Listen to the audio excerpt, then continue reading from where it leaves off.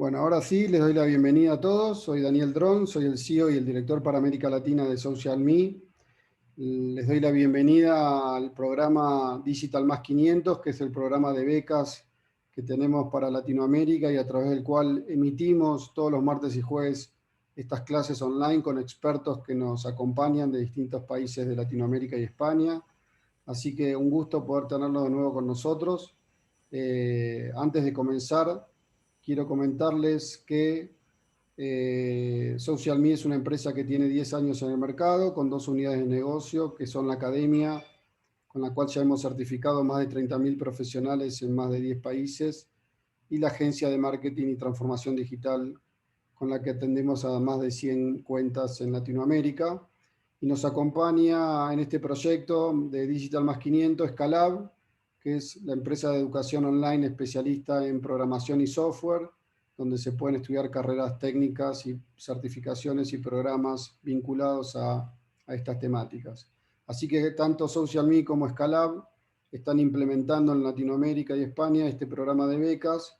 Ya hemos entregado 90.000 becas y pensamos llegar a entregar 500.000 becas en los próximos 6 meses. Así que estamos muy contentos con el apoyo de todos los embajadores que nos acompañan en la difusión de este programa.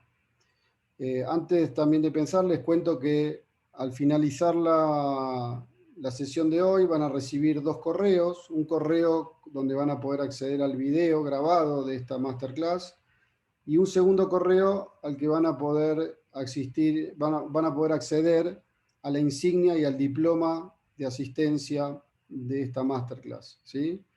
En el caso del diploma, el diploma se va a entregar a todas las personas que estén conectadas al momento de cerrar la transmisión, ya que el software está configurado de esa manera, por lo cual simplemente les quiero comentar que si se tienen que retirar un poco antes, puede ser que no reciban ese diploma porque estamos programados de esa manera.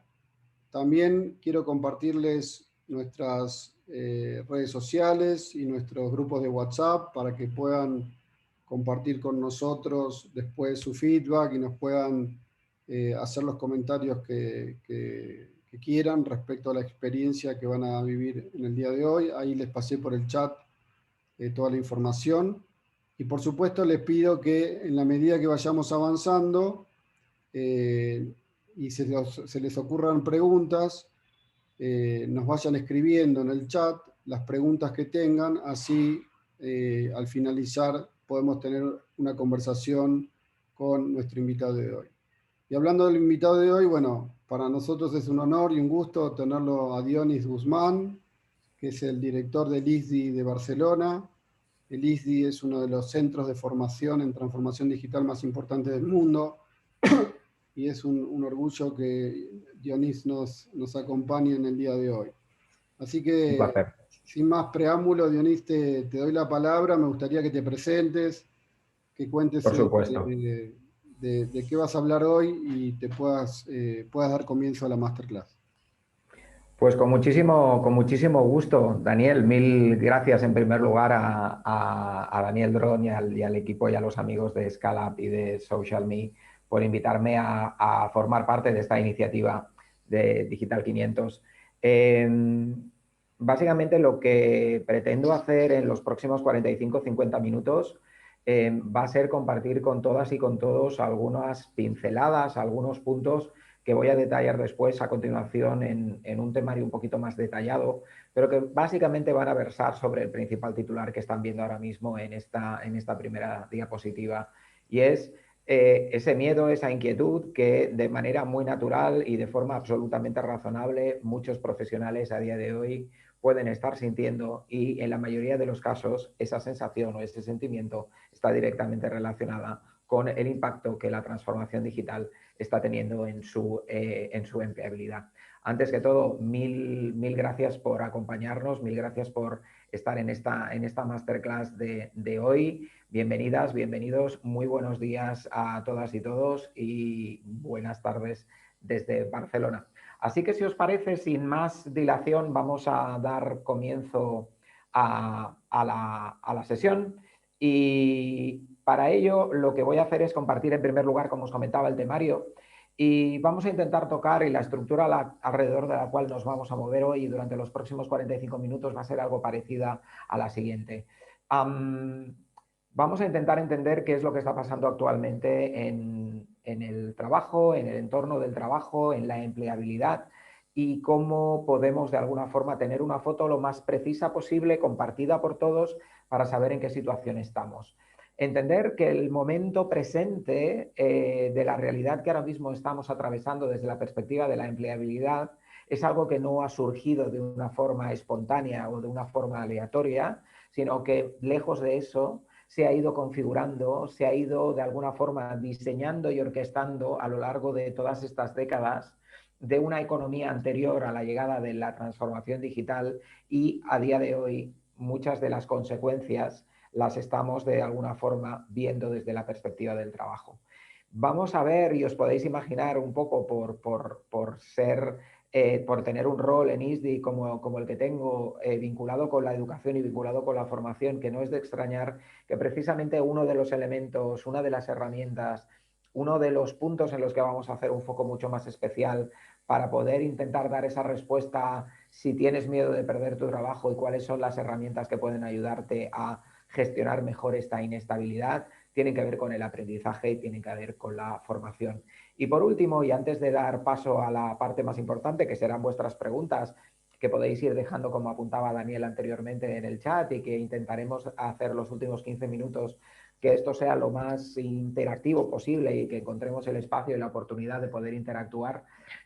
Vamos a llevarnos unas cuantas recapitulaciones, vamos a llevarnos unos cuantos mensajes lo más clave posibles y que nos permitan de alguna forma llevarnos con nosotros ese aprendizaje activable para gestionar mejor el futuro de nuestra empleabilidad.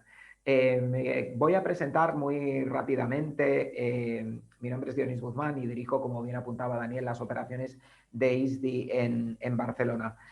Básicamente diría que a nivel profesional tengo la gran suerte que durante prácticamente toda mi carrera he tenido la oportunidad de combinar y gestionar aquellos aspectos o aquellas áreas en las que realmente me he sentido muy cómodo y que realmente me apasionan. Uno es la comunicación, otro es el marketing, otro es la tecnología y también la formación y la educación. Tengo un máster en Internet Business por ISDI, también soy Chief Learning Officer por Teamlabs y tengo una muy reciente certificación en Future Thinking por Institute for the Future en Palo Alto, California. Y de alguna forma la manera en la que me gusta resumir lo que hago, la propuesta de valor que yo intento aportar a las organizaciones, es esto que están leyendo aquí: Future Proofing Tomorrow's Workforce. O sea, estoy intentando ayudar a los profesionales a título individual, también a muchas empresas, a preparar mejor a su talento hoy para gestionar mejor el impacto de la empleabilidad y las necesidades y las peculiaridades de la realidad del trabajo desde hoy, pero durante la próxima década. Os he comentado un poco por encima, y lo apuntaba Daniel antes, que ISDI es probablemente una de las mayores, es uno de los mayores ecosistemas. No nos gusta demasiado denominarnos escuela porque se nos queda un pelín corto, pero sí que nos gusta denominarnos como un ecosistema que precisamente es probablemente el más grande del mundo, seguro que lo es en español, especializados en formación como escuela de negocios en transformación digital. Sin eso no hay ninguna duda, estoy prácticamente convencido.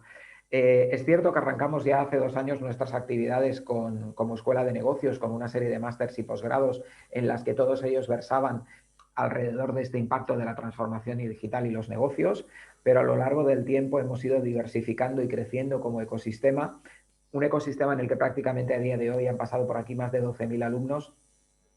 Contamos dentro de ISDI también con lo que llamamos ISDI Accelerator, que es la segunda aceleradora de startups más importante de España y la tercera más importante de la Unión Europea. Contamos con una fundación en la que intentamos devolver a la sociedad, a través de ONGs y de lo que llamaríamos el tercer sector, parte de nuestros aprendizajes, e intentar acompañar a estas instituciones a tener un mayor impacto y aprovechar mejor las oportunidades que brinda esta nueva economía. Gestionamos toda una serie de servicios, lo que llamamos la comunidad Digital Talent, para todos nuestros alumni, y tenemos una línea muy desarrollada de formación también a empresas. Y esto está sucediendo no solo desde los campus en España de Madrid y de Barcelona, el cual yo dirijo, sino que también estamos desde hace 7 años en Ciudad de México, desde hace apenas 6 también estamos en Monterrey. El año pasado abrimos nuestro primer campus en París, en Francia, y contamos con diferentes acuerdos en ambas costas de Estados Unidos, en Harvard en el caso de la costa este y en Silicon Valley entre San Francisco y San José en el caso de la costa oeste. Y a partir de abril del año que viene inauguraremos también un campus conjunto con la Institución Municipal de Emprendimiento y Emprendeduría de Shanghai, en China. Recientemente ISDI ha realizado la compra, la adquisición, la fusión de algunas escuelas y de algunas instituciones bastante renombradas en España, como por ejemplo Skylab. Es una escuela de coding que durante 2 años seguidos ha sido denominada como el mejor bootcamp de programación y de coding en Java del mundo. Una escuela de negocios especializada en aspectos legales, abogacía y fiscales, como es ISDE. Una business school para recién egresados de la universidad, como es SERP, y muy recientemente IEBS, que probablemente sea una de las escuelas de negocios puramente online más reconocidas y más veteranas de habla hispana. Con la incorporación de estas 4 empresas, de estas 4 instituciones, el ecosistema de ISDI es hoy, sin lugar a dudas, el mayor ecosistema formativo dedicado a la transformación digital. Dicho esto, y hechas las presentaciones, no nos despistemos del tema y recordemos que hemos venido aquí para hablar de algo que nos afecta a todos, y es el futuro del trabajo. Y resulta muy difícil poder hablar del futuro del trabajo si previamente no entendemos que existen otras fuerzas que están de alguna manera consolidando, dando forma e impactando de manera muy notable en el futuro, en la constitución y en la creación de ese futuro del trabajo, como es el futuro de la educación y también el futuro de la tecnología. Para poder entender mejor, y podríamos ubicarlo más o menos justo en el centro de la parte donde se solapan estas 3 esferas, no podemos entender el futuro del trabajo si no somos capaces de entender, comprender y analizar de forma muy detallada estos 3 futuros como si fueran uno solo. Pero no se piensen que el problema es únicamente el futuro en sí. Cuando hablamos del futuro estamos hablando de un tiempo que todavía está por llegar, y eso pareciera que es lo que más nos inquieta y que pudiera impedir el que nos preparemos mejor para fortalecer nuestra empleabilidad. Pero yo me atrevería a deciros que no es precisamente el futuro, o que el futuro todavía no esté aquí. Yo creo que lo que realmente nos preocupa es la velocidad a la que se están sucediendo los cambios, porque pareciera que vivimos en un presente, en un hoy, en el que la velocidad de los cambios hagan o provoquen que el futuro pareciera que esté cada día más cerca del presente. Vivimos en un hoy que está más futurizado que nunca. Un hoy en el que resulta absolutamente imprescindible tener un ojo puesto en el futuro, en el devenir, en las tendencias, porque ese ojo que tradicionalmente hemos intentado tener en lo que funcionó en el pasado, de poco nos va a servir a la hora de proyectarnos en el futuro. Y esto a veces, como consecuencia de la inercia, es algo que se nos olvida. Existe otro problema, y es que cuando tendemos a hablar de los problemas que acompañan a la velocidad de los cambios que estamos viviendo ahora en todos los ámbitos, suele hacerse desde una perspectiva como tremendamente apocalíptica, me atrevería a decir, y es algo con lo que sinceramente discrepo, y discrepo bastante. Cierto es que nos encontramos con algunas cifras, con algunos datos que nos hacen de alguna manera pensar que esto pudiera ser preocupante. El 85% de los empleos del 2030 todavía no han sido inventados. Una de las preguntas que yo les haría desde aquí a todos y todas las que están conectados ahora mismo es: ¿cómo se imaginan que su empleo ahora mismo, aquel título que está colocado justo en su perfil de LinkedIn, podría variar dentro de 10 años? ¿Qué podría pasar? Hay otro dato que resulta también bastante inquietante, que nos dice que en el caso de aquellos que estén estudiando o que recién pudieran haber estado estudiando, o los que tengan hijos que puedan estar estudiando ahora mismo, no podemos perder de vista que en la próxima década el 65% de los estudiantes que estén estudiando cualquier materia actualmente, cualquier carrera universitaria o cualquier titulación, se dedicarán a cosas, tendrán empleos que todavía ni siquiera nos imaginamos que existen. Y cuando pensamos en este tipo de cosas,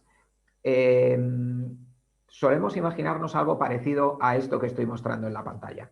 Solemos imaginarnos una empleabilidad que de alguna forma se va a ver amenazada, y me atrevería a decir que sin justificación aparente, por la llegada de tecnología, algoritmos o incluso hasta la caricatura, robots que nos van a quitar el empleo. Pero además, fijaos que esto parece que la tendencia sea a llevarnos esto en el tiempo mucho más adelante. Pareciera que esto todavía es algo prácticamente de un futuro que todavía no existe. Esto no pasará hasta dentro de 3 o de 4 años. Y me gustaría dejar y compartir con vosotros 10 segundos de este vídeo para intentar demostraros o intentar compartir con vosotros mi visión, que es ligeramente distinta. Vamos a ver si tenemos suerte y podemos ver el vídeo.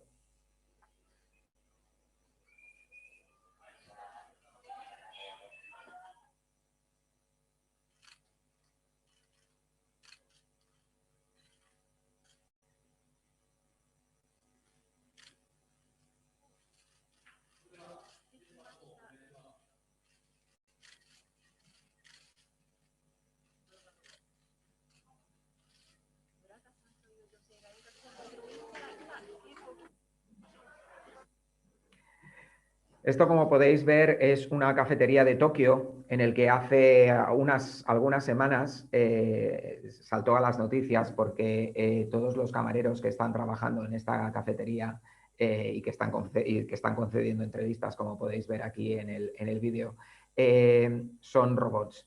Y esto podría ser que podríamos entender, si no tenemos la foto completa, que esos robots simplemente le están quitando el trabajo a posibles camareros humanos que podrían estar ejerciendo esta profesión. Pero no es así, porque estos robots están controlados a distancia y en remoto desde sus casas por profesionales, por empleados que tienen algún tipo de discapacidad física.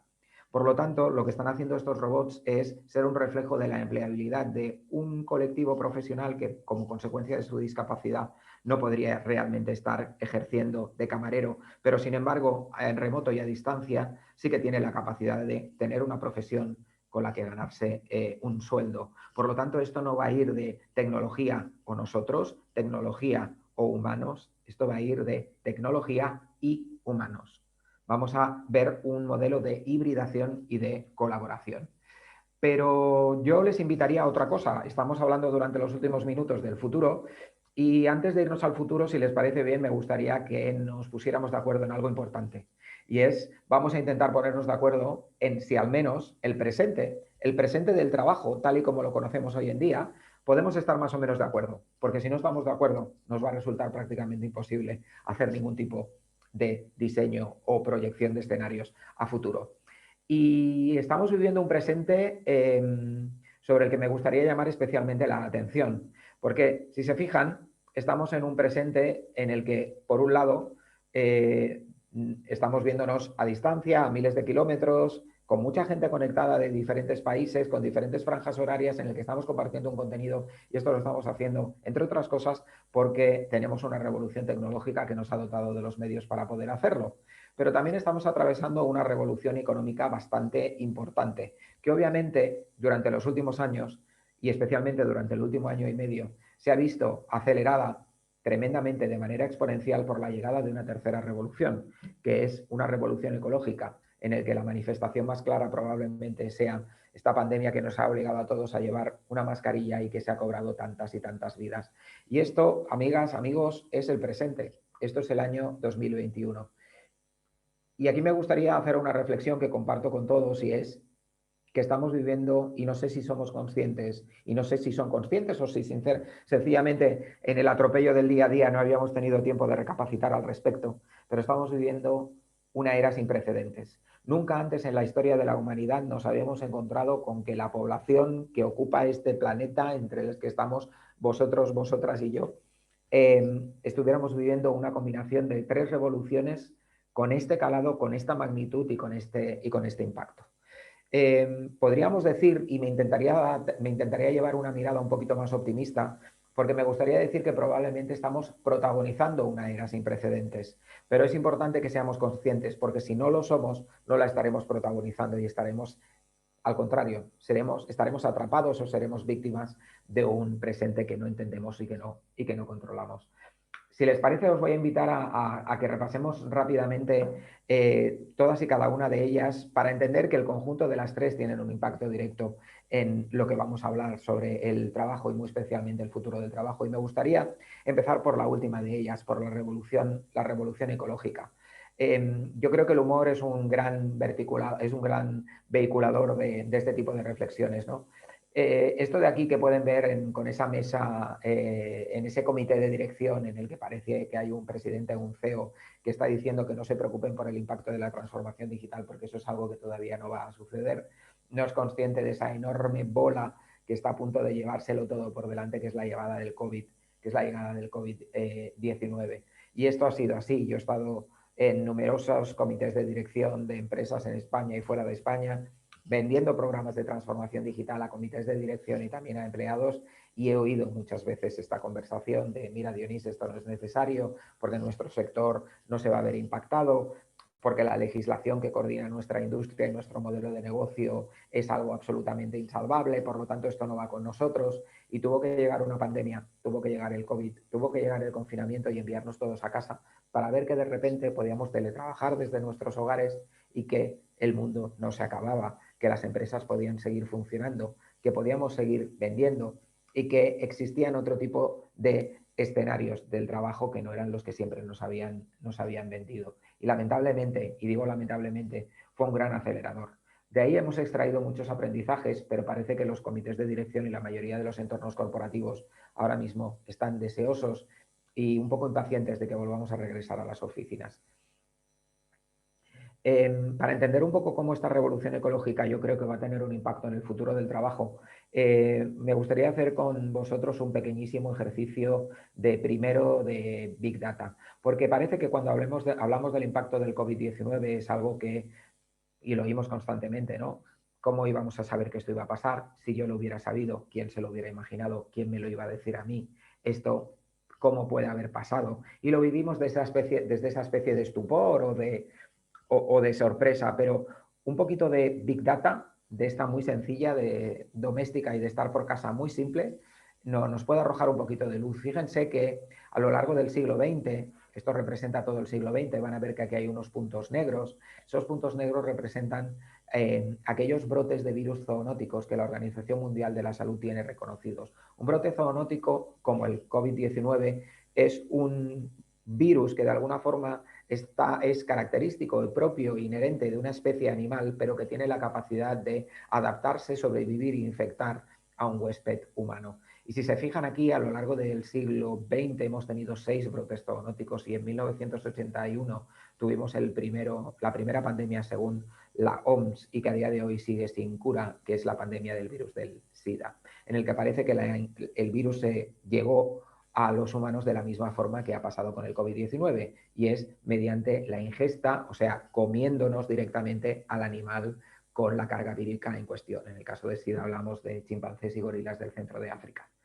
Pero, recapitulando, tenemos 6 brotes zoonóticos en 100 años, mientras que, como pueden ver en esta imagen y según este estudio de la OMS, lo que nos encontramos es que en los 22 años que llevamos de siglo XXI, en los 21 años que llevamos de siglo XXI, nos hemos encontrado ya con 22 brotes zoonóticos. Recuerden además que el nombre científico de COVID-19 es SARS-2, cuando el SARS es un virus que ya había dado muestras de su virulencia en Asia en el 2005.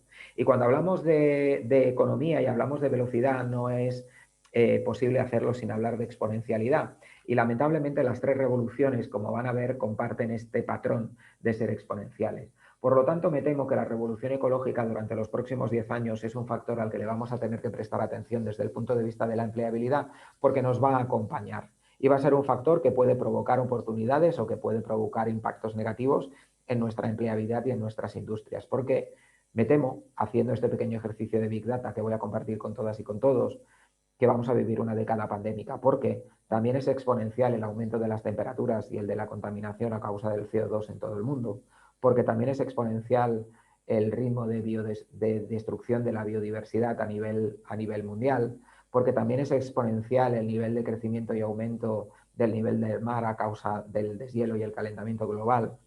Y, si se fijan, así es de exponencial, por ejemplo, el ritmo de contagios en la tercera semana de marzo en España, por ejemplo. Por lo tanto, pongámosle un ojo a cómo estamos comportándonos y utilizando el planeta, porque ya ven que el planeta tiene cosas que deciros y no se anda con chiquitas. En la siguiente revolución a la que no le podemos perder, a la que tenemos que prestarle mucha atención es la revolución tecnológica. Y la revolución tecnológica, obviamente, hace unos años era muy sencillo. Cuando hablábamos de revolución tecnológica, hablábamos de la llegada de Internet. La llegada de Internet. Internet era como la única tecnología a la que le tuviéramos que prestar atención. ¿Qué tiempos aquellos? Cuando simplemente nos podíamos permitir el enorme lujo de prestarle atención únicamente a una tecnología que parecía la tecnología imperante, como era Internet. A día de hoy, ustedes y yo sabemos que esto no es así. Lo que nos encontramos no es con una tecnología imperante, nos encontramos con un buen número de tecnologías que de alguna manera están coexistiendo, que se combinan y que se hibridan entre sí, a veces con factores multiplicadores, y a todas ellas les vamos a tener que prestar atención, más o menos por igual, pero dedicándole un punto de atención y un punto de intención a aquellas tecnologías que mayor potencial pudieran tener de impactar las industrias y los roles para las cuales estén trabajando. Y básicamente, al menos durante el próximo año, este es el listado que, según McKinsey, determina las 10 tecnologías a las que deberíamos prestar atención, que van desde el IoT a todo lo que tiene que ver con el metaverso, realidad virtual, realidad aumentada, tecnología en la nube, la computación de próxima generación, una revolución a nivel biológico, el próximo futuro de los materiales, etcétera, etcétera.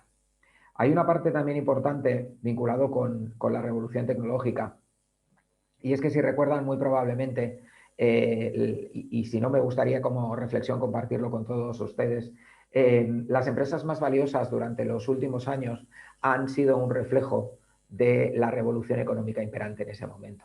Así, en 1917, las principales empresas que cotizaban en bolsa eran aquellas que se dedicaban principalmente a explotar recursos minerales, como pudieran ser petroleras o como pudieran ser empresas mineras, mientras que 50 años más tarde nos encontramos con que la segunda y especialmente la tercera revolución industrial se caracteriza por la fabricación en masa de producto manufacturado que permite que esto precisamente se pueda hacer de forma barata. Y ahí tenemos pues empresas como, por ejemplo, Kodak, como AT&T o como General Motors. Mientras que lo que nos encontramos en 2017 es que aquellos actores que realmente, aquellas empresas que realmente están marcando de forma definitiva el ritmo al que se está moviendo la economía hoy en día son tecnológicas y son digitales. Por lo tanto, da igual si nos dedicamos a la farma, si nos dedicamos a la automoción, a la industria de la alimentación, a la minería o al turismo, y da igual si nuestra empresa es grande o pequeña. Vamos a tenerle que prestar mucha atención a qué es lo que está haciendo bien o mal Apple o Google o Facebook o Microsoft o Meta o Amazon o AliExpress, porque todas estas empresas de alguna forma son las empresas en las que nos vamos a tener que mirar, porque son ellas las que están marcando no solo el ritmo de la economía, sino por ende también el ritmo de la empleabilidad y del talento que necesitarán para poder seguir liderando los mercados.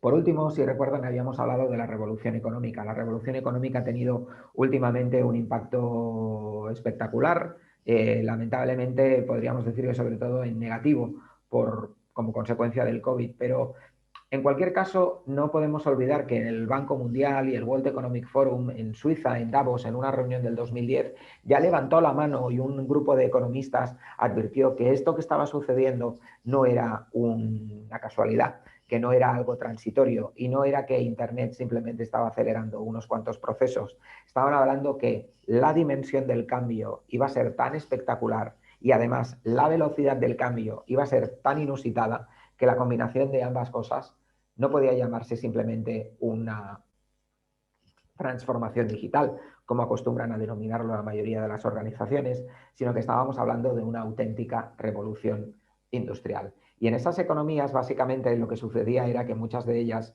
durante los últimos 50 o 60 años, habían respondido a un patrón muy concreto, que es esta curva de la escalabilidad, que como ven tiene esta forma de S, en el que podemos prestarle atención simplemente a que tenemos dos variables importantes, la de valor y la del tiempo. ¿Y esto cómo funcionaba? Pues encontrábamos, por ejemplo, una compañía que encontraba en sus inicios una oportunidad que decidía explotar, que con el paso del tiempo le permitía tener un cierto crecimiento, sobre todo si era la primera en explotar esta idea, si era la primera en explotar este producto, si era innovadora. Y aquí es donde podíamos tener esa oportunidad de crecimiento, de ocupar un nuevo producto o un nuevo servicio.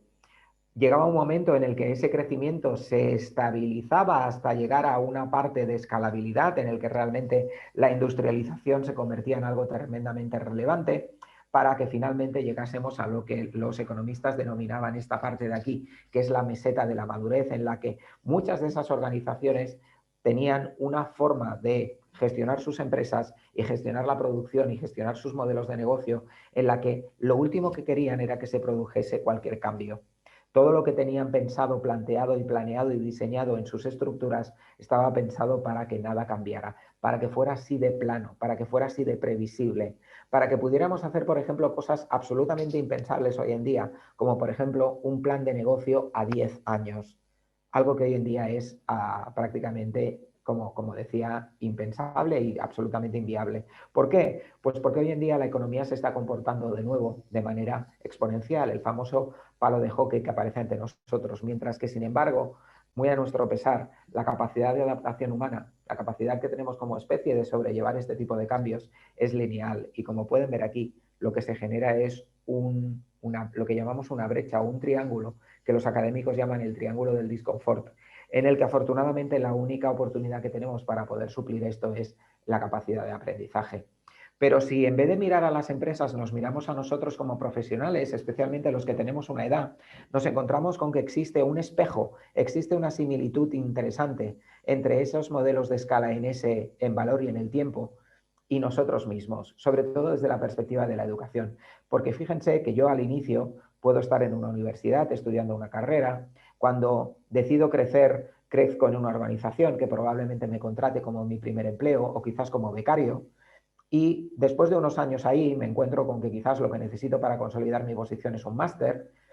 Y más adelante lo que hago es, trabajando en la farma A, decido trabajar en la competencia que es la farma B, porque pagan mejor y porque quieren mi conocimiento. Y después, cuando tengo 40 años o 50 años, decido que ya soy un señor que se merece quizás hacer un PDD en Stanford o en un IS en Barcelona o en una London Business School o en un IMD en Suiza, porque de alguna forma viene a consolidar mi conocimiento. Y fíjense como nosotros también tenemos una meseta, esta meseta en la que no necesitamos demasiados cambios. Y ahora esta curva, este modelo, en realidad yo discrepo que sea realmente exponencial. Para mí, lo que tenemos son muchas curvas en ese que se están solapando, porque hay tecnologías que están provocando sus propias revoluciones dentro de los modelos económicos. La inteligencia artificial está creando su propia revolución, igual que lo está haciendo el Big Data, igual que lo está haciendo el blockchain, o igual que lo está haciendo la sensórica o el Internet de las cosas, y probablemente pudiéramos añadir algunas más.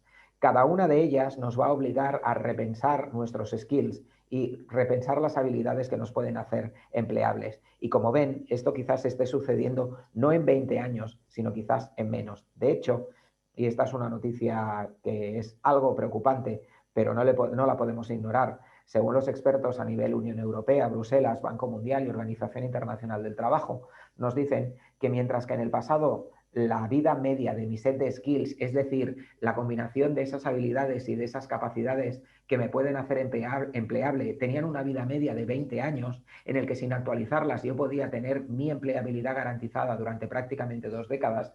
A día de hoy, como consecuencia de la transformación digital y de la llegada y la irrupción de estas 3 revoluciones de manera simultánea, ha descendido significativamente hasta prácticamente 5 años. Y algunos estudios, como este publicado en el periódico, en el diario El País, nos dice que en el conjunto de la economía el 30% de las habilidades requeridas en la ocupación media actual son diferentes de las que se necesitaban hace solo una década. O sea, un 30% de esos skills están cambiando en comparación con perfiles profesionales idénticos, pero hace apenas 10 años.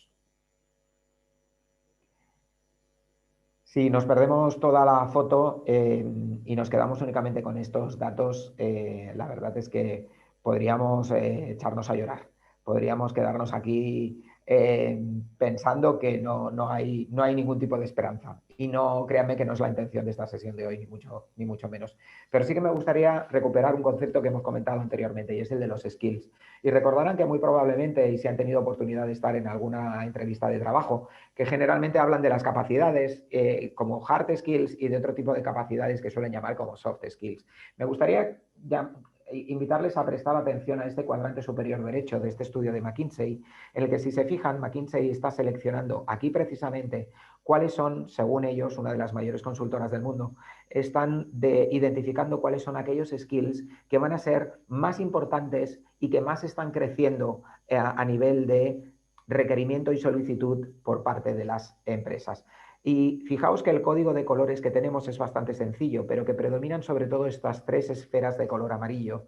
Y fíjense que la más importante y la que más está creciendo es la del liderazgo. Pero no el liderazgo entendido como el liderazgo de una empresa o de un comité de dirección, sino también el autoliderazgo. ¿Qué es lo que yo quiero hacer con mi empleabilidad? ¿Qué es lo que yo quiero hacer con mi vida? ¿Qué balance, qué equilibrio quiero que trabajo y vida tengan? Esta visión es mucho más completa.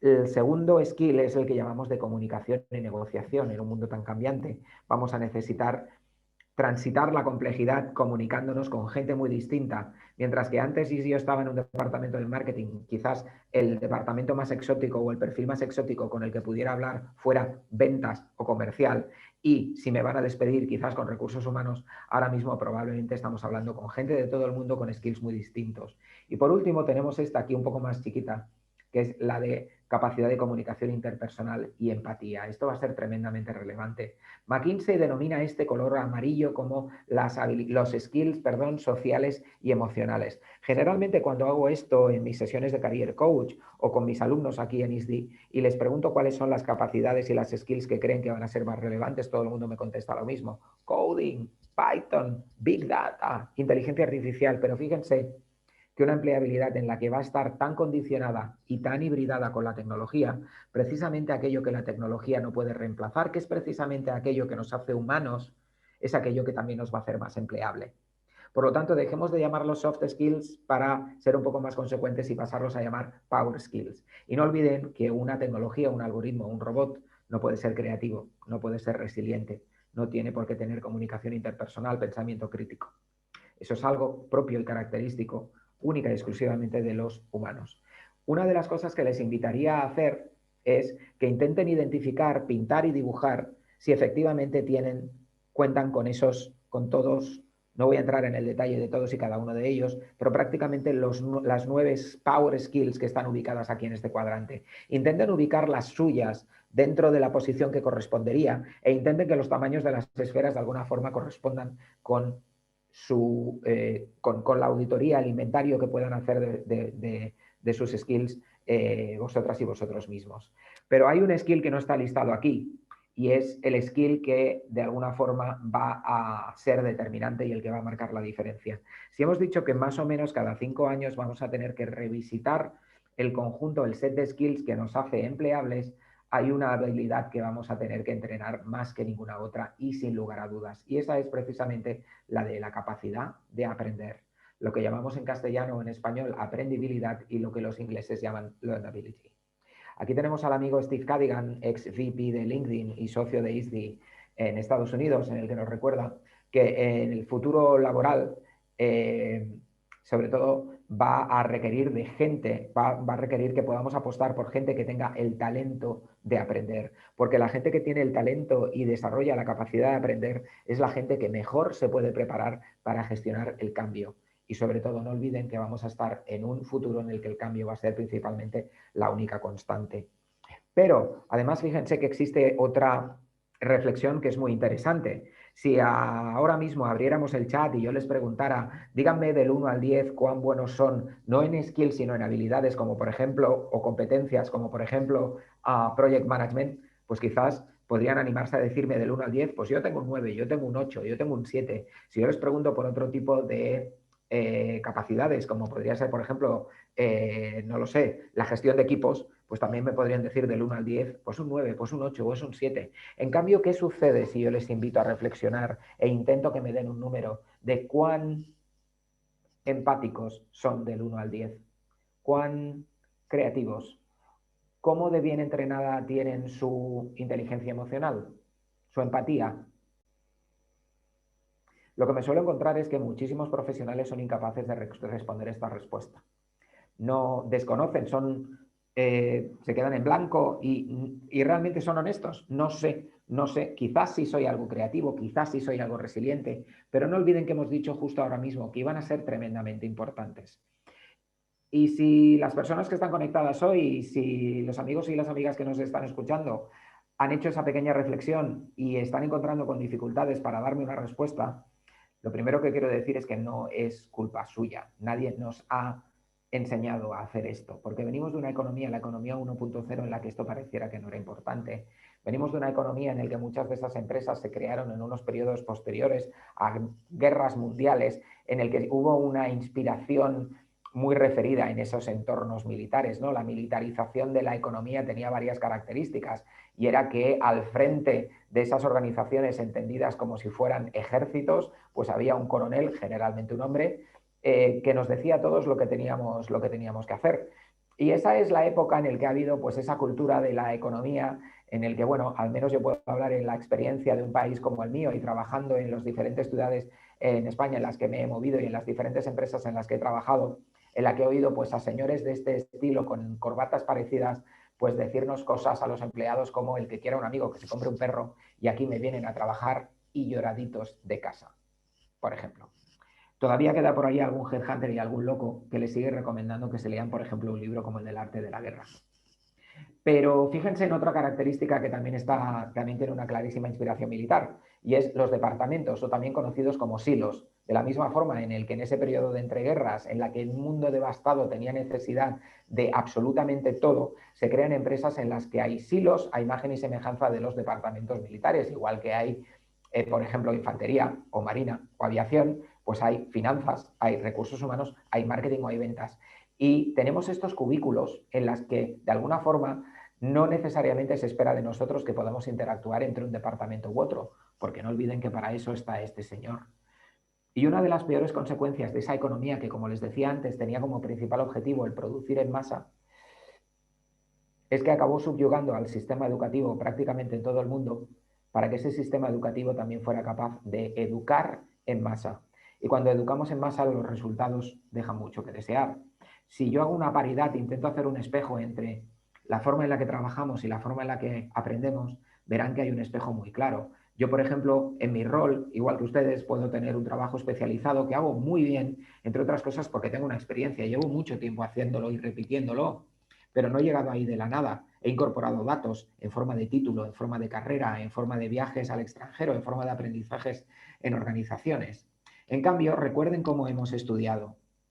Hemos estudiado en el que siempre se nos ha invitado a especializarnos en una cosa, porque las economías 1.0 necesitaban ingenieros industriales o necesitaban torneros fresadores. No necesitaban Leonardo da Vinci con pensamientos transversales. Hemos aprendido con ejercicios repetitivos, con reacciones, con redacciones, con fórmulas matemáticas, con exámenes trimestrales. Hemos aprendido de memoria. A día de hoy todavía muchísimos recursos humanos, muchísimos departamentos siguen prestándole especial atención al coeficiente intelectual, en el que la memorización es uno de los puntos más importantes. Cualquier dispositivo que tengan ahora mismo encima de la mesa, su smartphone, por ejemplo, el celular, tiene muchísima más capacidad de memoria de la que vamos a tener nunca. Y sin embargo, aquí me ven a mí, con 48 años y 40 años después de la ante, bajo, cabe, con, contra, de, desde, en, entre, hacia, hasta, para, por, según, sin, sobre, tras, que es la forma en la que nos aprendemos las preposiciones en España, y en español, pues no las puedo sacar de mi cabeza. ¿Cuán útil ha sido esto para mi empleabilidad? Tengo serias dudas. Y por último, también las escuelas suelen ser estructuras en las que se deja entrever una cierta necesidad de obediencia. Y está bien, pero fíjense que ya existe alguien a quien le encanta el trabajo especializado, cuanto más repetitivo mejor, manejar datos, obedece ciegamente y además ni cobra ni descansa. Y esto lo pueden llamar como quieran, lo pueden llamar tecnología, robots, pero la verdad es que lo importante es ser conscientes de que esto está aquí. Me gustaría invitarles a uno de los primeros aprendizajes y una de las herramientas que realmente pueden acompañarles a mejorar y a hacer un future proofing bastante efectivo de su empleabilidad. Y es animarles a que estén precisamente entrenando constantemente esa capacidad de aprendizaje. Les animo a que se instalen como profesionales en un estado de beta permanente. Ya saben que lo beta es algo que todavía no está concluido, es algo que está work in progress, es algo que todavía no está consolidado. Y eso es muy importante porque si nosotros asumimos que como profesionales todavía no hemos creado la versión perfecta, yo sé que Dionís todavía va a tener una 2.0, 3.0, 4.0, porque es necesario tener esta capacidad para poder adaptarme a un entorno cambiante. Es lo mismo. Es una imagen que me gusta utilizar, que es, por ejemplo, la de Windows. No se crean que yo soy un fan de Office, ni de Microsoft, ni de Windows tampoco. Pero si les pregunto cada cuándo se actualiza Windows, generalmente en nuestras cabezas, con un sistema educativo construido o como inercia de la economía 1.0, va a pensar en una fecha, en un porcentaje, cada 2 semanas, una vez al mes. Windows se actualiza cada vez que es necesario. Cada vez que Windows encuentra información del entorno y del contexto en el que se está desarrollando, si resulta que todos los usuarios están consumiendo vídeo y están manejándose en redes sociales, lo que va a hacer Windows es actualizarse para poder dar respuesta a esa nueva realidad en la que la propuesta de valor que ofrece Windows necesita ser revisitada. Eso es a lo que les animo que hagan, que estén en beta permanente y que vean su empleabilidad como un espacio de Windows en el que se están actualizando permanentemente.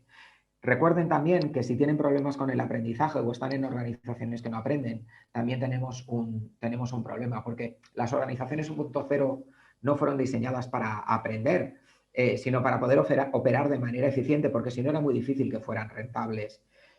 Fueron concebidas para funcionar como máquinas mediante la repetición de tareas, y si no, no eran rentables. Fíjense cuántos CEOs son o bien ingenieros, o bien economistas, o bien abogados. Son los 3 mecánicos perfectos para solucionar una máquina perfecta en el que las principales averías serias eran o de funcionamiento de la máquina, o económicas, o legales. Y por último, también muy importante, recordar que la eficiencia, para que algo sea eficiente, requiere disciplina y obediencia, por lo que los humanos pasamos a ser un mero recurso. Y de ahí tenemos el famoso departamento tan querido por todas y todos de recursos humanos. Y lo que sucede hoy en día en las organizaciones, muchas de ellas que están intentando adecuarse a esta nueva realidad, es que se están dando cuenta que necesitan adaptarse a esta nueva realidad. Ellos también están intentando hacer un poco de Windows.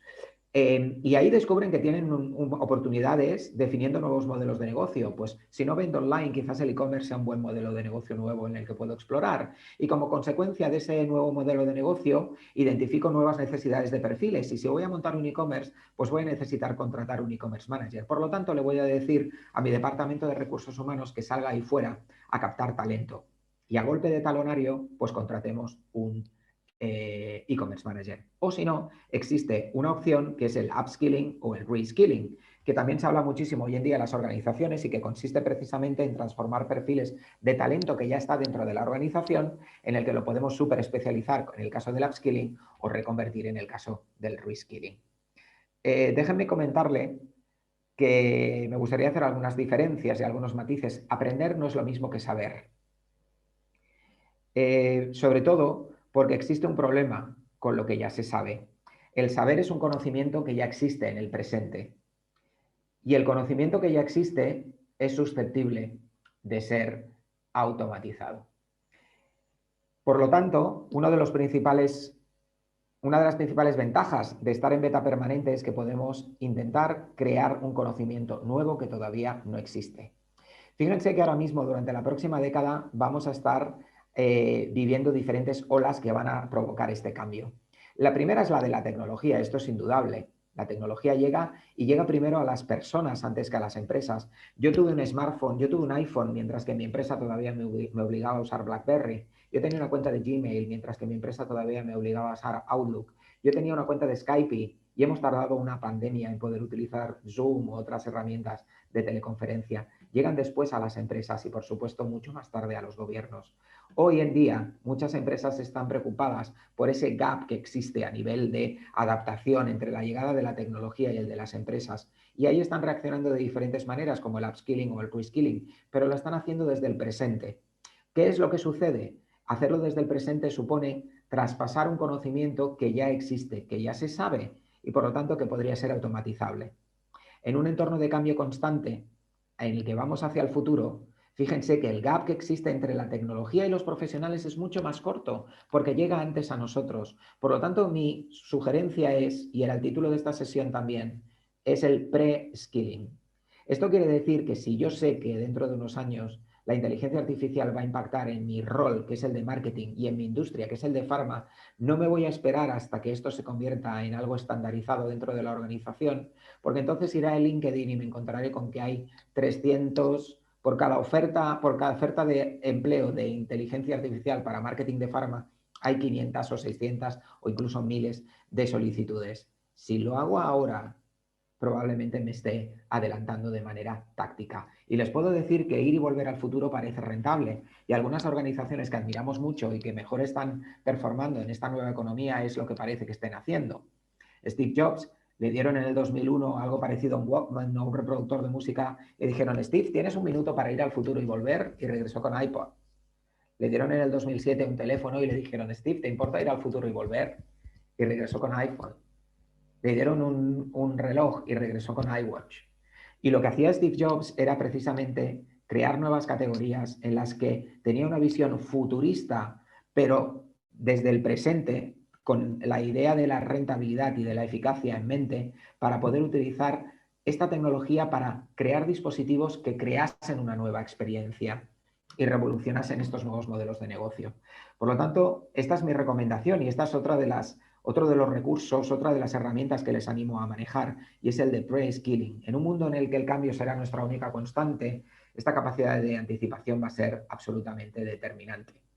Y este cambio constante que nos va a acompañar durante la próxima década es algo difícil de gestionar, porque fíjense que los seres humanos somos neofóbicos, no nos gustan los cambios demasiado. Nuestro cerebro no está preparado para ello. Y si miramos la antropología, fíjense que tenemos un antropólogo que admiro muchísimo, que se llama Hofstede, un antropólogo holandés, que lo que nos decía es, oye, yo soy de un pueblito del sur de Holanda, y ahí si yo me junto con mi vecino para montar una fábrica de bicicletas y los vecinos de al lado se juntan para hacer una fábrica de coches, vamos a fabricar cosas distintas, pero la cultura de nuestras empresas va a ser parecida, porque somos del mismo pueblito y compartimos dialecto, costumbres, tradiciones, folclores, religión. Lo que hizo Hofstede es llevarse estas características de la antropología, de la cultura, a las organizaciones y a la economía. Y me gustaría que le prestaran especial atención a este de aquí, al que llamamos uncertainty avoidance, lo que traducimos en castellano como aversión al cambio. Aversión es un palabra muy serio. La Real Academia de la Lengua Española define aversión como una fobia profunda a algo. Y fíjense que con ese 86%, les dejo por aquí la gráfica, lo lideramos nosotros desde España. Somos un país con una enorme resistencia al cambio. Tenemos ese 82 de México y ese 80 de los amigos de Colombia. Mientras que Estados Unidos es un 46 y China, que no aparece en este listado, es un 30. Y fíjense que el folclore, los refranillos, los dichos, lo que dicen nuestras abuelas nos recuerda muchas veces que la cultura es algo muy difícil de cambiar, ¿no? Y eso me hace recordar que el castellano, el español, tiene en algunos de sus dichos, expresiones y refranes lo que yo considero algunas de las armas de destrucción masiva de la innovación más potentes que ninguna otra cultura en el mundo tiene. Y uno de mis refranes o expresiones favoritas es: más vale lo malo conocido que lo bueno por conocer. El primer registro escrito de esta expresión es finales del siglo VIII. Por lo tanto, los españoles llevamos 1300 años repitiéndonos esto. Y esto indudablemente forma parte de nuestra cultura, como para que ahora nosotros vayamos a las organizaciones y les digamos a esos señores y señoras que esto no es importante. No podemos perderlo ni mucho menos de vista. Por lo tanto, tenemos que tener cuidado porque nos encontramos en una situación en la que, por un lado, genéticamente no estamos preparados para el cambio y además culturalmente pareciera que tampoco estamos en una posición demasiado privilegiada.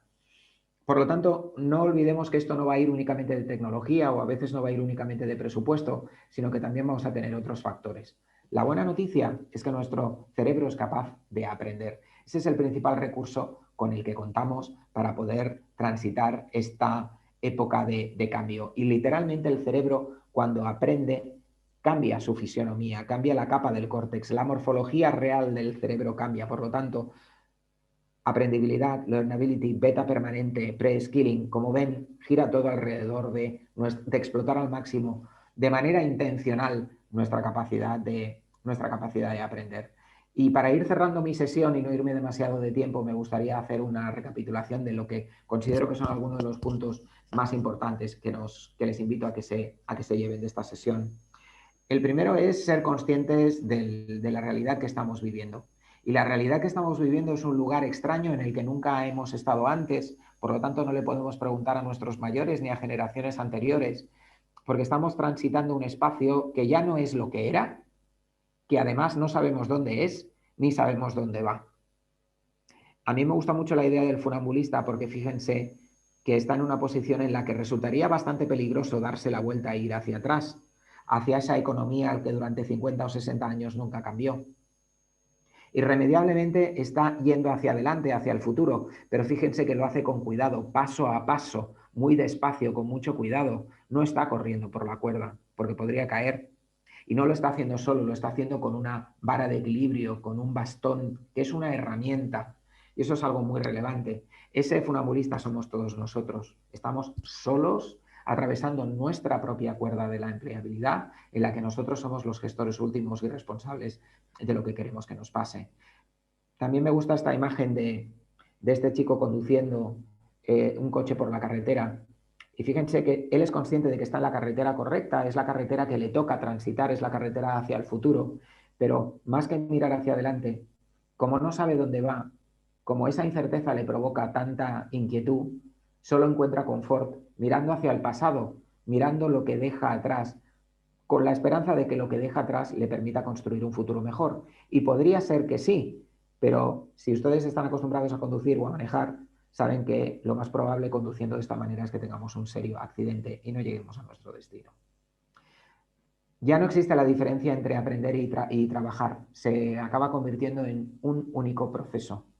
Por lo tanto, no podemos separar las dos cosas. De hecho, una jornada laboral de 8 horas al día debe venir acompañada de un espacio en el que sí o sí tenemos que aprender algo. Es absolutamente imprescindible.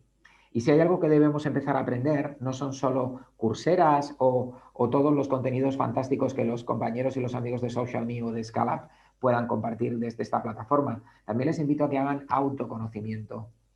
Y a día de hoy ya tiene muchas cosas. Vamos a necesitar una brújula por la que transitar, no un mapa, no un título. Vamos a necesitar una brújula, la nuestra, que puede ser diferente la mía, de la de Daniel, de la de las personas que nos escuchan. Y ya venimos de un sitio, venimos de un sur, que es un sumario, es un resumen de mi experiencia, de mis contactos, de mis aprendizajes. Y quizás no tenga claro mi destino, porque no sé dónde estaré en el 2030, pero tengo claro hacia dónde debo ir, cuál es mi norte, cuál es mi ambición, cuál es mi propósito, cuáles son mis objetivos.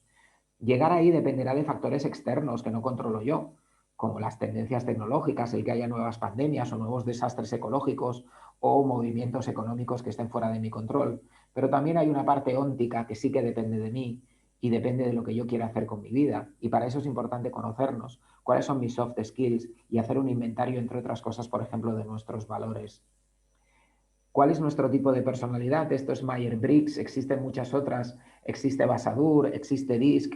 Lo que les animo es que echen un vistazo a esto para intentar determinar un poco, conocer mejor su parte más power skill, su parte más de humanos, para que la próxima entrevista puedan decir que efectivamente son un 9 en creatividad, un 8 en resiliencia y entre un 9 y un 10 cuando se trata de pensamiento estratégico. En cuarto lugar, les animo a que tomen el control de su empleabilidad y esto pasa por, si ahora les invito a pensar, a recordar que hacían el 11 del 11 del 2011, pues probablemente tengan ese confort de nuestro cerebro en recordar cositas. Al cerebro le gusta recordar porque es una zona de confort interesante. Y lo lógico sería preguntarles qué imaginan que harán el 11 del 11 del 2031, pero esta pregunta tiene trampa. La pregunta correcta es esta. ¿Qué quieren que les suceda el 11 del 11 del 2011? Perdón, del 2031. ¿Sí? Con esto vendría a ser mi penúltimo. Es una parte del título de mi sesión, Future Proof Yourself. Si ustedes se colocan aquí delante a 10 años y son capaces de visualizar este profesional del futuro en el que se quieren convertir, en el hoy, ya tienen un montón de datos y de conocimiento con el que pueden poco a poco empezar a construir la hoja de ruta que les debiera llevar hacia ese sitio en el que van a querer estar, en el que van a necesitar ocupar. Y esto nos lleva a plantearnos cosas como que, por ejemplo, ¿por qué tenemos que intercambiar el 100% de nuestro talento en 8 o 9 horas de trabajo por un único empleador a cambio de una nómina? Existen ya iniciativas en todo el mundo que nos recuerdan la importancia de la empleabilidad por proyectos y quizás nuestra nómina, nuestro salario va a tener una parte de consultoría para el cliente A, una parte de gestión de nuestros ahorros, escribir artículos para el cliente B o hacer workshops como consultor independiente. Y existen herramientas que yo utilizo mucho en mis career coachings, como por ejemplo el Personal Business Model o el Business Model U, para poder crear cuáles son aquellos escenarios de mi yo del futuro al que yo me quiero dedicar y empezar a construir mi hoja de ruta desde el presente. Tenemos que optar por una mentalidad de crecimiento. Es fácil quedarse en la zona de confort y salir de ahí nos obliga a transitar por una zona de miedo, pero espero que la sesión de hoy les haya despertado la curiosidad por aprender e instalarse en esta zona amarilla, que es una zona fantástica, tremendamente estimulante, que es la zona del aprendizaje y que es sí o sí necesaria para poder llegar a esta, que es la que ojalá podamos alcanzar todas y todos, que es la del crecimiento, es a la que nos lleva el hecho de estar en beta permanente. Porque esto ya no va de, cuando tenemos una mentalidad de crecimiento, ya no va de transitar por la escalera de la empleabilidad, ¿saben? En el pasado teníamos unos skills que pretendían que nos permitiesen desarrollarnos profesionalmente o en una sola empresa o en una sola industria. Era esta escalera en la que yo empezaba de becario y luego tenía un título, luego era manager, luego era tal, luego era vicepresidente, luego era CEO.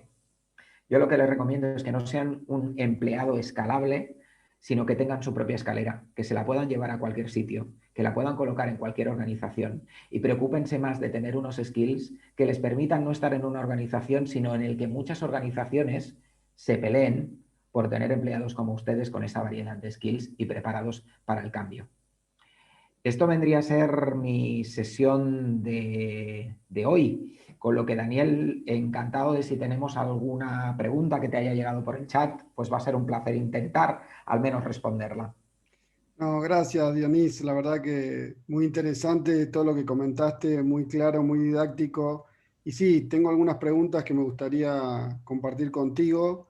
Después de las preguntas les voy a mostrar cómo van a recibir el diploma de hoy, pero te voy haciendo las preguntas para que las Por vayas favor. respondiendo. Eh, Mariana nos pregunta, ¿crees que la destrucción creativa del trabajo, perdón, crees en la destrucción creativa del trabajo o piensas que es un eslogan de un capitalismo salvaje? Wow, qué pregunta. Yo no creo que haya una destrucción creativa del empleo. Creo que el empleo se está comportando de una forma muy orgánica, muy sistémica. Estamos destruyendo empleos entre taxistas porque ha llegado Uber. Sería lo mismo que decir que estamos destruyendo empleos en los fabricantes de velas porque ha llegado una bombilla y nadie quiere renunciar a ellas. O podríamos estar diciendo que estamos destruyendo los empleos de los criadores de caballos porque han llegado los coches y tampoco queremos renunciar a ellos. Yo me atrevería a llamarlo creativo. Creo que el sistema tiene una capacidad de autorregulación, pero sí que animo y sí que quiero, en la pregunta de la compañera creo que nos pone encima de la mesa una variable que solemos pasar por alto y ella le pone un acento interesante. Y es que en esta situación en la que vamos a vivir ahora, ojalá seamos capaces de incorporar valores y de incorporar cierta ética en las decisiones que tomemos desde el punto de vista económico y sobre todo si tiene impacto en la empleabilidad y en la destrucción de empleo. Gracias, gracias, Dionís. Diego, más que nada, nos hace un comentario. Dice, en Argentina la inflación es de un 50% anual, el país sufre cambios políticos, económicos, sociales y culturales como en pocos lugares del mundo. La adaptabilidad es tan necesaria como el aire. Es más bien más una reflexión. Totalmente. Yo, Daniel, no conozco a ningún país o a ningún ciudadano, ninguna nacionalidad con una capacidad de convivir de una manera tan eficaz con el cambio como los profesionales argentinos con los que he tenido oportunidad de trabajar. Creo en realidad que prácticamente todo el territorio de América Latina vive instalado en un cambio de una manera mucho más intensa, mucho más notable en lo político, en lo económico, en lo social, que muy pocas otras partes del mundo. Desde un continente aburrido, envejecido, mediocre y previsible como en el que yo vivo, intentar gestionar el cambio cuesta mucho. Y sin embargo, esas miradas prácticamente en América Latina vienen de serie. Y creo que bien gestionadas puede suponer una ventaja competitiva a la hora de gestionar el cambio. Sí, bueno, más reflexiones. Se ve que hay varios argentinos acá. Dice, Gustavo dice, estamos en una montaña rusa hace 60 años, es muy triste. Tenemos la mayor incertidumbre que es la muerte, al lado de ello la incertidumbre laboral es insignificante. Pero bueno, te hago otra pregunta. Dice Isabel, dice, siento que todo lo que sé ya no sirve, pero no tengo tiempo para estudiar cosas nuevas porque mi trabajo me demanda seguir en ese estado de confort donde el conocimiento ya no sirve. ¿Qué tengo que hacer?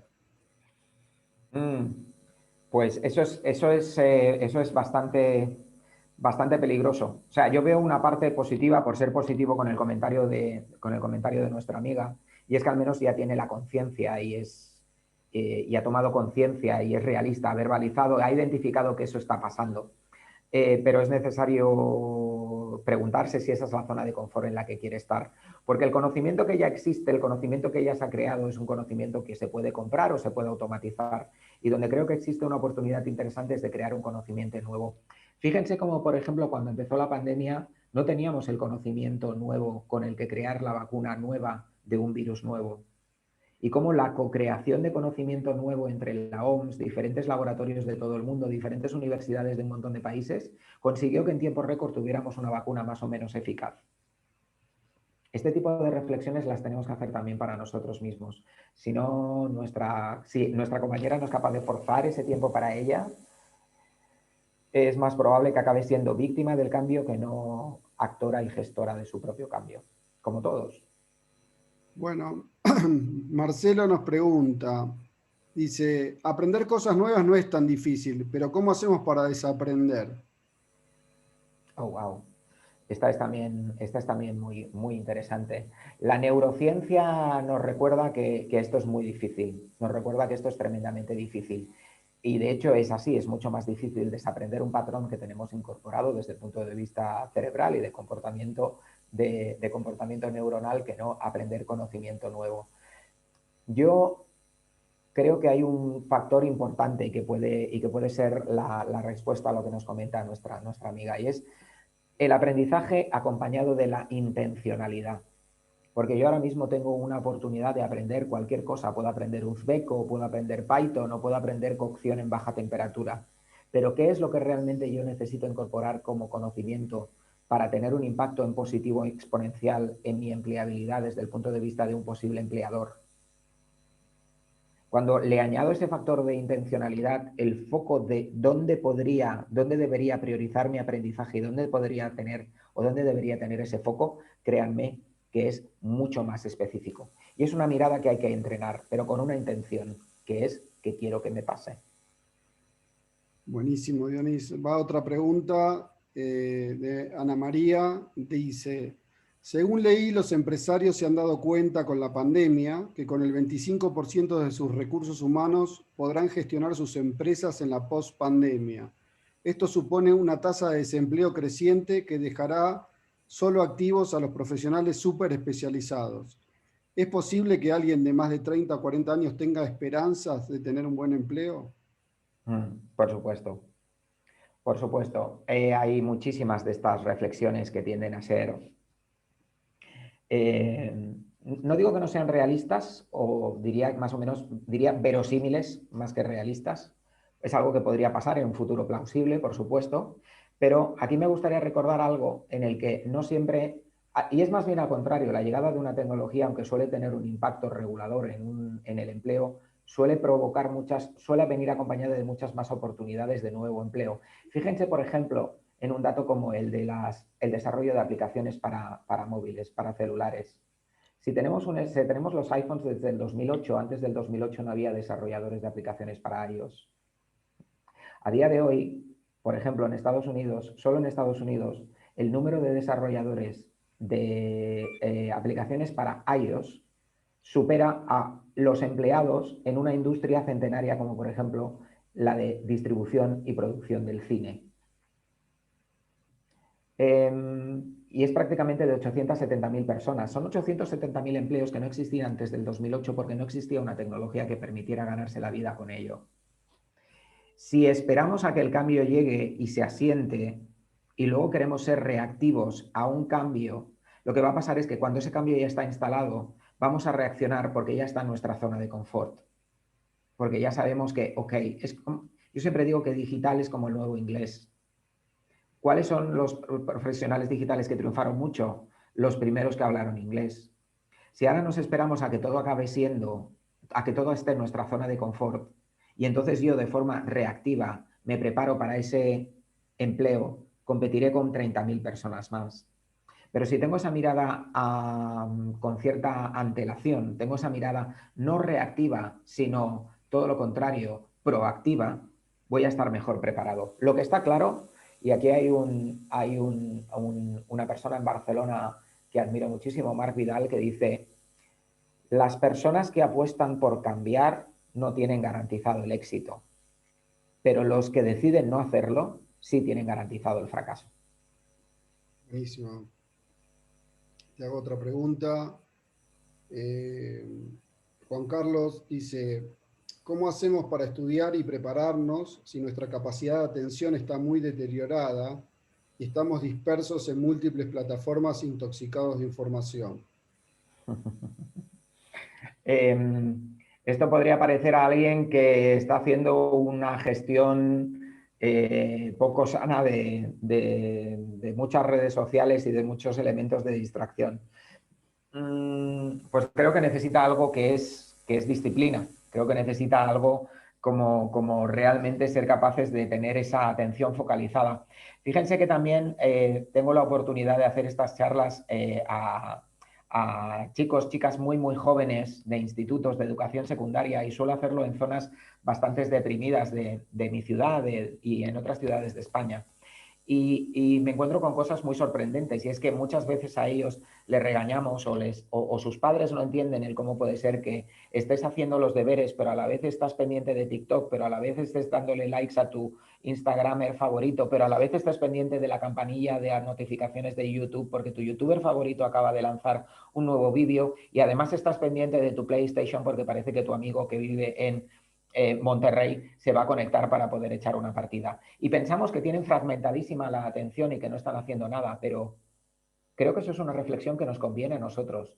Nos gustaría que efectivamente eso estuviera tan fragmentado y no les estuviera funcionando. Hay estudios que demuestran que el cerebro de estas nuevas generaciones está siendo capaz de segmentar, dividir y fragmentar la atención con un nivel de eficacia, obviamente que no es el mismo que un puro foco, pero con un nivel de eficacia compartimentada tremendamente efectivo, muchísimo más que el de alguien que no haya hecho esto. Su cerebro va a estar preparado para metaversos y para cambios de forma mucho mejor que la nuestra, siempre y cuando tengan claro qué hacer con ella. Buenísimo. Te pregunta Alejandro, dice, en Latinoamérica la transformación digital va lamentablemente de abajo hacia arriba, contrariamente a lo deseable. ¿Qué chances tenemos cuando nuestros jefes o accionistas no están impulsando la transformación digital en las empresas en las que trabajamos? Eso no sucede solo en Latinoamérica. Les animo a que vengan por aquí y me acompañen a visitar las empresas del IBEX 35. Esta mañana estaba en Madrid y estaba visitando una de ellas en las que hay mucha gente en este país que tiene dinero, tiene sus ahorros metidos. Es así, es un tema cultural. ¿Recuerdan las olas en las que yo decía primero llega la tecnología y luego llegan las personas? Eso es con lo que vamos a tener que jugar. Estamos en comités de dirección muchas veces que son los que tienen que tomar la decisión por toda la organización, y como bien dice el compañero, no pasa top-bottom, pasa bottom-up. Y esto es muy complicado porque tenemos que luchar mucho, pero de alguna forma no olviden el funambulista. Ni hemos salido todavía de una economía que es 100% analógica, ni mucho menos hemos llegado a una economía que es 100% digital. Estamos transitando algo intermedio. Y por el camino va a haber cadáveres. Y créanme que en esos comités de dirección también va a haber alguno que otro. Buenísimo. Belén te pregunta, ¿Por qué en este contexto de cambio tan veloz, como tú mencionaste, las empresas no invierten en estrategias de talentos, pero sí siguen comprando tecnología que nadie usa? Es una reflexión que yo también me hago a menudo y todo está mal. Está mal que compren tecnología y muchas veces yo me he encontrado en esos comités de dirección, vinculándolo con la pregunta del compañero anterior, en esas empresas, esos comités de dirección que te dicen, no, Dionís, si yo ya estoy en plena transformación digital, les he dado un iPad a todos mis comerciales. O no, estoy en plena transformación digital, me acabo de instalar Salesforce. Fíjense que existe o que pareciera que para estos comités de dirección comprar tecnología para tecnificar un proceso equivale a transformación digital y es igual a innovación. El problema de esta ecuación es que eso es muy infantil y buenista, porque la innovación no es algo que se compra. Eso es como yo querer ir al gimnasio y comprar estar fit, o eso es como ir al dietista y comprar salir delgado. No es así. Es algo que tiene que pasar por la propia organización. Y es comprar. Y comprar es muy sencillo, es salgo de donde estoy, salgo de mi empresa y voy al mercado y compro lo que necesito.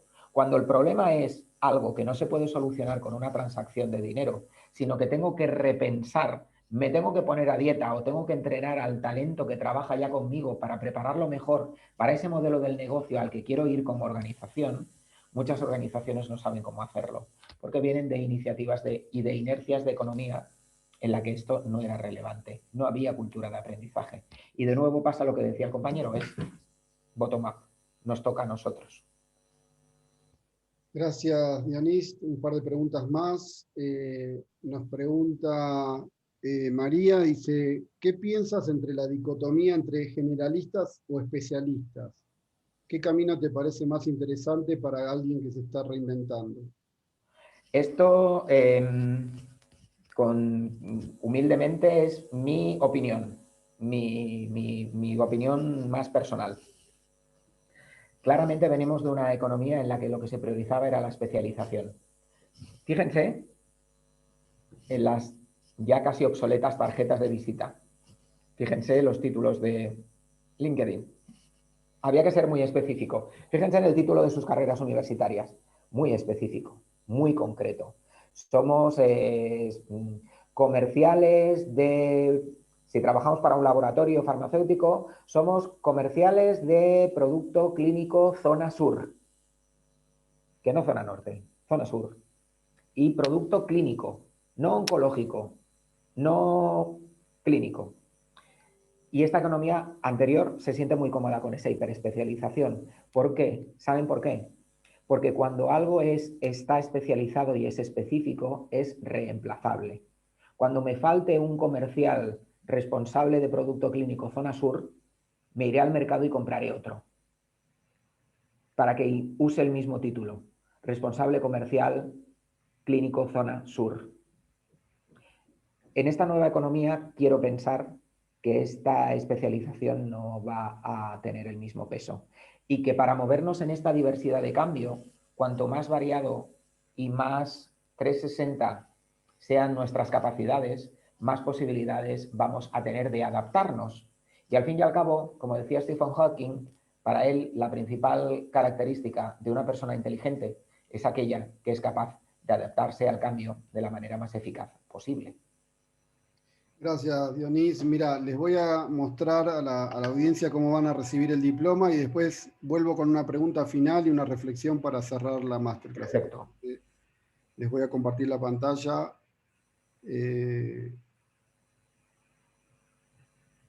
Voy a salir de tu pantalla y voy a compartir la mía. Bueno, lo que ven acá es un correo que les va a llegar que dice Acredita le otorgó un nuevo distintivo.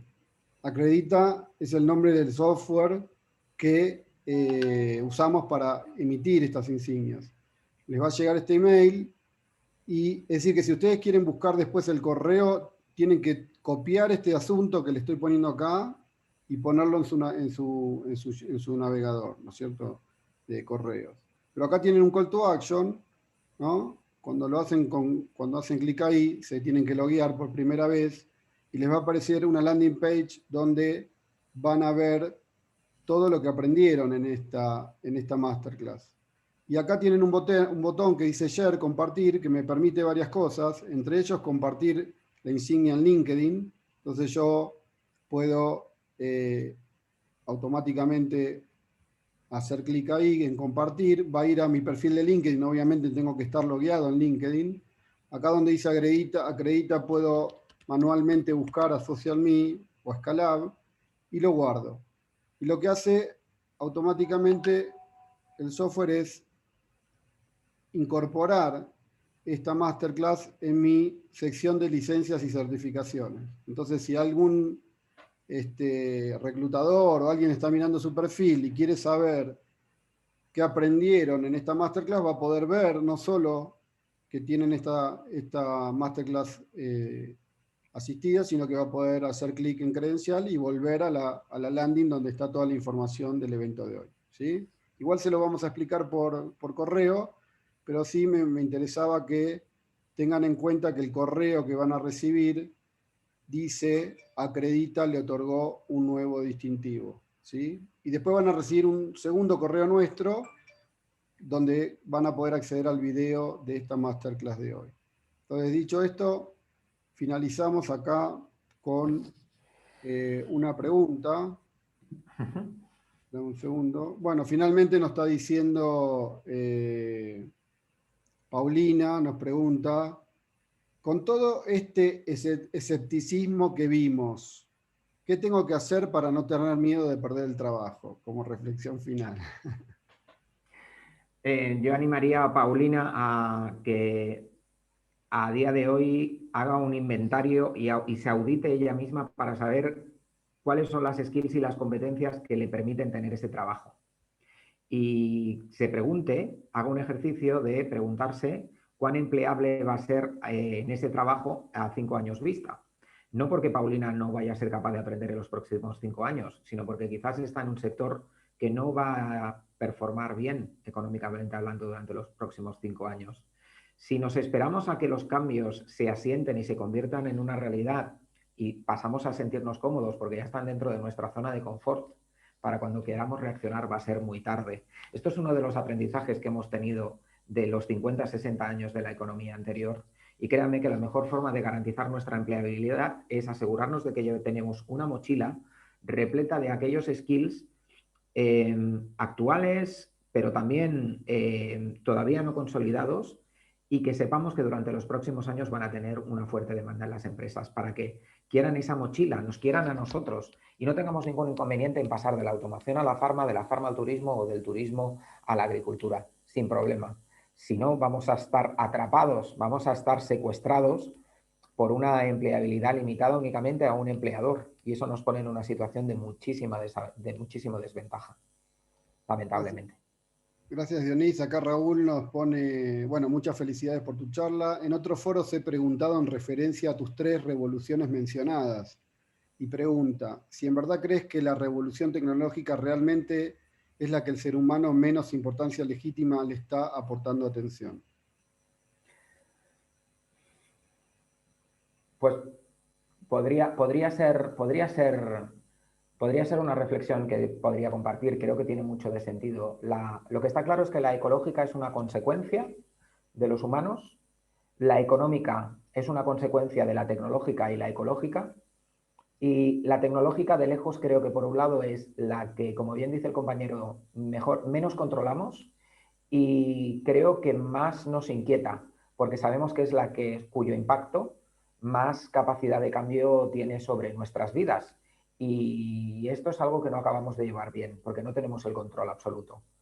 Por lo tanto, creo que hay mucho de cierto en esa reflexión y que comparto. Me sumo a ella, la verdad. Totalmente. Buenísimo. Y bueno, finalmente Gina nos pregunta, ¿dirías que se aprende menos o hay menos posibilidad de desarrollar estos skills en una empresa con resistencia al cambio y con estilo de obediencia que en otras instituciones con más apertura al cambio? ¿O dirías que depende totalmente del individuo? No. Y lamento responder así, pero es ni sí ni no. Va a depender del individuo por un lado, pero efectivamente va a jugar un rol imprescindible y tremendamente relevante el de la organización en la que trabaje. Si estamos en una organización en la que no hay cultura de aprendizaje, no tenemos nada que hacer. Fíjense que la mayor parte de las empresas que ahora mismo están dominando esta economía digital, como Amazon o como Google, se denominan a sí mismos learning companies. Son compañías en las que se apuran por llegar los primeros con la intención incluso de equivocarse antes y más barato que otros para transformar eso en un aprendizaje y poder volver a explorar otros territorios de posibles modelos de negocio que todavía no haya llegado a la competencia. Esas empresas que tienen resistencia al cambio son empresas que están lideradas por personas que tienen resistencia al cambio. Y podemos cambiar la tecnología, podemos comprar el talento, podemos exportar a otro país, pero no podemos cambiar a las personas. Buenísimo, Dionis. Bueno, siempre digo finalmente, pero van apareciendo preguntas. Dice Miguel. Esta sí que va a tener que ser la una, porque en 3 minutos, si me perdonan, voy a tener que saltar a otra. Dale, bueno, simplemente Miguel quería saber cómo funciona el Personal Business Model, pero si no, hacemos una reflexión final y vamos cerrando. Pues mira, Personal Business Model es una herramienta que yo utilizo muchísimo en las sesiones de Career Coach, sobre todo con aquellos profesionales que exploran opciones de disrupción de sus carreras profesionales y probablemente estén familiarizados con el Business Model Canvas, que es el que se utiliza en las organizaciones. Yo utilizo muchos frameworks, muchas herramientas que utilizamos para adaptar modelos de negocio de empresas a esta nueva economía digital, pero cambio las empresas por profesionales y los utilizo también, varias herramientas de Design Thinking. Y el Business Model You lo que se pregunta es, ¿qué pasa cuando yo coloco a un profesional en el centro y le hago una pregunta que es, ¿cuál es la propuesta de valor? ¿Cuál es eso que te hace único y que en una posible oferta de trabajo haga que la balanza se decidiese a su favor? Y eso te obliga a tener una foto y un inventario muy exhaustivo de lo que haces bien, de lo que no haces tan bien, de qué estás dispuesto a renunciar, de a qué no estás dispuesto a renunciar y de cómo puedes realmente sumarte a una organización aportando valor desde el primer día. Es una herramienta tremendamente potente. En LinkedIn, encantado de conversar y de seguir charlando con todas y con todos los amigos que nos han acompañado hoy. Muchísimas gracias, Daniel, de nuevo, y a los amigos de Social Me y de Scala por darme esta oportunidad de poder charlar y platicar un poquito sobre el futuro del trabajo. Créanme que mi mensaje intenta ser lo más útil y lo más soleado y optimista posible, pero vivimos unos tiempos de incertidumbre bastante altos y creo que es responsable intentar estar a la altura. Bueno, Pero espero que haya servido. Reflexionar, Dionís, así que te agradecemos, te liberamos para que puedas salir y llegar a tiempo a tu otra conferencia. Así Muchas que gracias. vamos a volver a ver con otro tema en una próxima masterclass. Así que te agradecemos. Por supuesto. Te damos las gracias de todo el equipo y de toda la comunidad. Muchísimas gracias, Daniel. Buen día para todas y para todos. Bueno, y al resto de la comunidad, gracias por participar y recuerden que van a estar recibiendo el video. Les pedimos que comenten y dejen sus comentarios en nuestras redes sociales, que nos hacen muy bien escuchar cómo han vivido esta experiencia. Y recuerden que la semana que viene tenemos otras 2 masterclass, como todas las semanas. Hasta mitad de diciembre vamos a estar con estos eventos, después hacemos un receso de un mes, pero les quiero pasar la agenda para que ustedes tengan la posibilidad de ir sabiendo todos los eventos que siguen. Les paso por acá por el chat, ahí pueden consultar la agenda y además tienen mi código de beca para que puedan registrarse sin costo como parte de la comunidad. Así que bueno, muchísimas gracias, que tengan un buen fin de semana, sigan cuidándose y nos vemos el próximo martes y el próximo jueves. El próximo jueves estaré yo personalmente junto con Paulina dando la masterclass sobre cómo vender en LinkedIn, así que si les interesa se pueden registrar y los espero el próximo jueves a las 10 de la mañana de México nuevamente. Gracias y saludos a todos.